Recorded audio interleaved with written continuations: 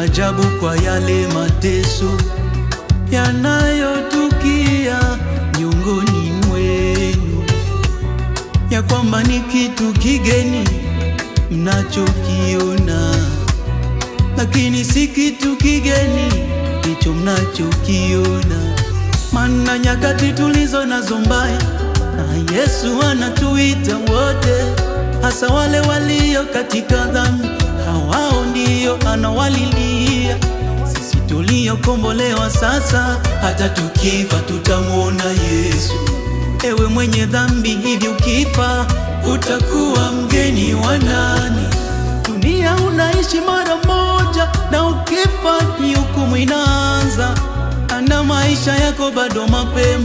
Mahubiri haya ninakuhubiria, fungua moyo wako, Kristo ingie ndani, tubu dhambi zako, jo bado Mungu anakupenda, dhambi zako zote atazisamehe. Ndugu, jo bado Yesu anakupenda. Ndugu, jo bado Yesu anakuita. Okoka leo, jo bado Yesu anakuita. Mpokee leo, jo bado Yesu anakuita.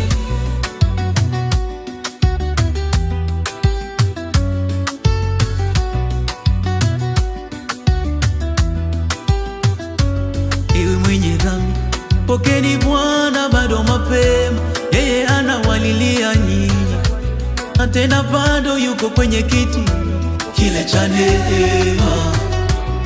Hao wenye dhambi hao Yesu anawalilia hao, na wale walio katika uzinzi Yesu anawaita hao. Badilisheni maisha yenu, na yeye atawapa thawabu tele. Bwana hajawahi kubagua, na yeye anawaita wenye dhambi. Alikuja kufilia hao, mimi wa kwanza hivi ninaimba. Hata wewe fanya maamuzi leo, atakupokea. Wachawi wote anawaita, waongo wote anawaita, wazinzi na walevi anawaita, makaba wote anawaita, na waganga wa kienyeji, nyote mnaitwa na Bwana. Maskini wa fedha, nyote mnaitwa na Bwana. Matajiri wote anawaita, njoni mpokeni Bwana. Yesu anapita leo, anapita leo, nakuita leo. Ndugu yangu, bado Yesu anakupenda. Anawaita wenye dhambi, ninakuhubiria leo kupitia nyimbo. Mpokee, anapita mpokee. Na neno la Bwana linasema kwamba nyakati za mwisho kutakuwa na mambo hatari, hayo lazima yatimie. Yale yalokuwa yalitabiriwa tayari yanaanza kutimia. Kama unavyoona, manabii wa uongo wamezidi kuongezeka, na watu kuyakata maandiko, hayasomi maandiko.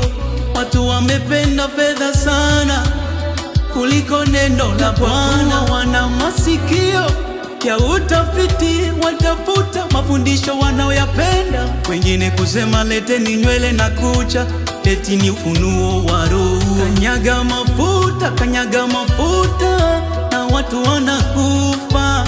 Eti peleka udongo kwako ndiyo kinga, malaika tashuka. Eti uleni majani mtabarikiwa, na Mungu atashuka. Eti funga hirizi nenda nalo kwako, ndiyo tiba na kinga.